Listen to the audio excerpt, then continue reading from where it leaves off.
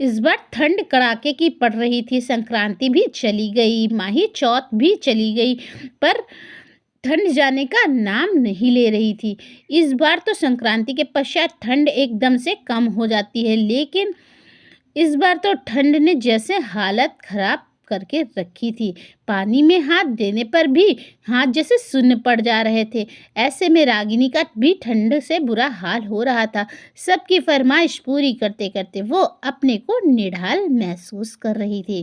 कभी सासू माँ की आवाज़ आ रही थी, बहू आज रात को खाने में गाजर का हलवा बना लेना। ठंडी में ही लाल गाजर आती है और खाने का मज़ा भी ठंडी में ही है, और ठंडी में खाना हजम भी हो जाता है। ससुर जी, बहू खाने में गोभी के पराठे, टमाटर की खट्टी मीठी चटनी और साथ में धनिया पत्ती की हरी चटनी जरूर बनाना। ठंडी में ही तो सब खाने का मजा है। आज अब बस पतिदेव की बारी थी। वह जैसे बाकी रहते, रागिनी यार आज खाने में पाव भाजी बनाना। ठंडी में पाव भाजी का मजा ही कुछ और आता है, क्योंकि इस समय सारी सब्जियां आती हैं। किसी को रागिनी की कोई फिक्र नहीं थी। बस सब कंबल में अपने अपना ऑर्डर दे रहे थे। किसी ने एक बार भी नहीं सोचा कि जब हमें इतनी ठंड लग रही है तो बहू को तो ठंड लगती ही होगी। वह भी इंसान है, कम से कम आइटम बोले ताकि वह भी थोड़ा जल्दी काम निपटा कर गर्माहट ले ले, या हो सके तो थोड़ी उसकी मदद कर दे। ऐसा नहीं है कि रागिनी ने कभी काम से जी चुराया हो। रागिनी की शादी 6 महीने पहले ही गुप्ता जी के यहाँ उसके बेटे अजय के साथ हुई है। आते ही उसने अपने व्यवहार और अपने स्वभाव से सबका दिल जीत लिया और घर की बागडोर अच्छे से संभाल ली। एक बहू पत्नी भाभी सबका फर्ज बखूबी निभाया, कभी उफ तक नहीं की। जितना भी काम हो घर पर पानी की तरह पिया। उसकी दोनों नंदे अपने बच्चों के साथ इन 6 महीनों में अगर एक हफ्ते के लिए भी रहने आई हो तो किसी ने कोई काम नहीं दिया।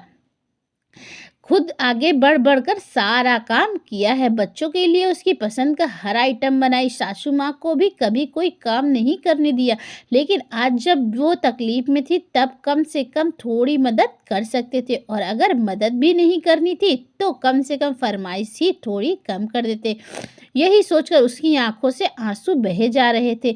जो भी हो, मायका मायका ही होता है। माँ की बराबरी कोई नहीं कर सकता। एक माँ अपने बच्चों की दर्द से की जरा सी आहट तक को भाप लेती है। उनके बच्चों पर कोई भी मुसीबत आए उससे पहले ही वो उसे अपने ऊपर ले लेती है। बच्चों की जरा सी तकलीफ से उसका मन पसीज जाता है। दोस्तों, आपको क्या लगता है? इंसान तो सभी होते हैं और तकलीफ भी सबको एक जैसी ही महसूस होती है। तो एक इंसान को दूसरे इंसान का दर्द समझना चाहिए या नहीं? इस बारे में आपकी क्या राय है? अपने सुझाव मुझे ज़रूर बताएं, और कृपया खुले दिल से अपने सुझाव ज़रूर दें। आलोचना और सराहना दोनों के लिए आपका स्वागत है।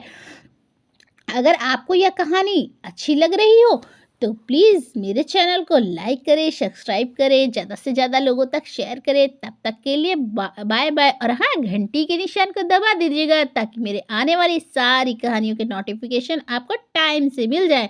तब तक के लिए धन्यवाद। Tata bye bye, love you all.